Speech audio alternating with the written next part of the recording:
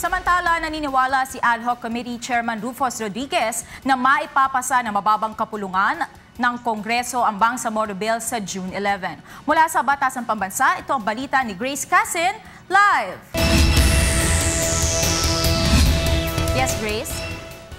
Yes, magandang gabi sa iyo, Monica. Dapat nga kaninang alas 4 pa ng hapon nagsimula ang sesyon dito sa mababang kapulungan ng Kongreso. Pero dahil ilan pa lamang ang mga kongresista na nasa loob ng plenaryo kanina, sinuspend muna ang sesyon ng halos 2 oras. At alas 6 nga ngayon ay kanatapos lamang ng roll call.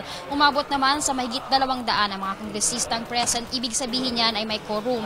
At ngayon ay pinagpapatuloy na ng lower house ang kanilang debate patungkol nga rito sa Bangsamoro Bill. Hanggang ngayon, Monica, ay hindi pa rin nawawala ng pag-asa si Ad Hoc Committee Chairman Rufus Rodriguez, gayon din ang mga Vice Chairman ng Ad Hoc Committee na maipapasa nila ang Bangsamoro Bill ngayong June 11. Kumpiyansa si Ad Hoc Committee Chairman Rufus Rodriguez na sa nalalabing-4 na araw ng sesyon ng Kamara bago ang Sine-G adjournment sa June 11 ay maipapasa nila ang Basic Law of the Bangsamoro Autonomous Region.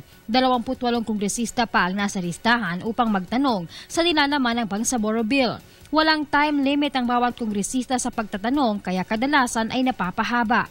Kabilang sa mga probisyong kinukwestiyon sa Bangsamoro Bill ay ang opt-in, parliamentary form of government sa Bangsamoro at ang asymmetric relationship.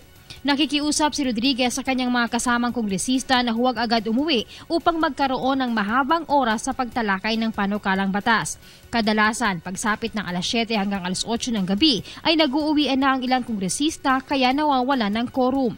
As long as our colleagues will stay, we can be able to answer the interpellations as many as about 8 a day. Yeah, 8 for that session after midnight at 2 hours each. So if we have that, we have about 30 left or 28 left. So 7 days times 8, we will be able to, times 4 days. At 28, we'll be able to manage. Sumulat na rin si Rodriguez kay Pangulong Aquino na i-certify urgent ang Bangsamoro Bill upang mas mapabilis ang pagpasa nito. Sa takbo ng debate sa Kamara, kumpiyansa ang kongresista na marami sa kanyang mga kasamahan ang boboto pabor sa Bangsamoro Bill. So that if by Thursday we are able to vote on the second reading, then immediately we can have the nominal voting for the third reading. Ayon pa kay Rodriguez, hindi nila opsyon sa ngayon ang pagkakaroon ng special session dahil naniniwala siyang kung makikipagtulungan lamang ang mayorya ng mga miyembro ng Kongreso ay kaya nilang ipasa sa tamang panahon ang Bangsamoro Bill. Samantala, determinado naman ang Malacanang na maipapasa ang panukalang Bangsamoro Bill sa kabila ng mga kwestiyon ng legalidad ng ilang mambabatas. What is important, however, is this, that we are determined to make sure that the Bangsamoro Basic Law, which is our framework for development, for peace in Mindanao, will push through.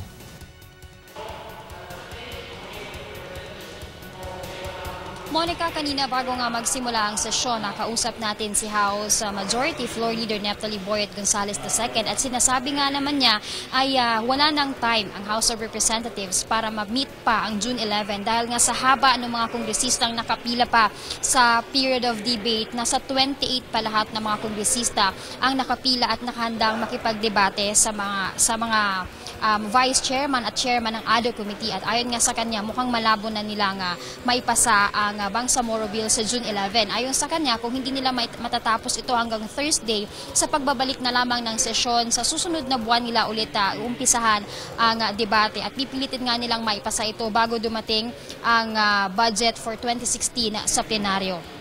Samantala sa Senado naman, Monica, tatapusin na bukas ng Senado ang kanilang pagdinig sa BBL. Ayon kay Senator Bongbong Marcos, nais niyang amyendahan na lamang ang kasalukuyang Autonomous Region of Muslim Mindanao o ARMM sa halip daw na magpasa ng panibagong batas na BBL. Ayon sa kanya, ang gagawin niyang amendment sa ARMM ay magiging substitute bill sa draft BBL.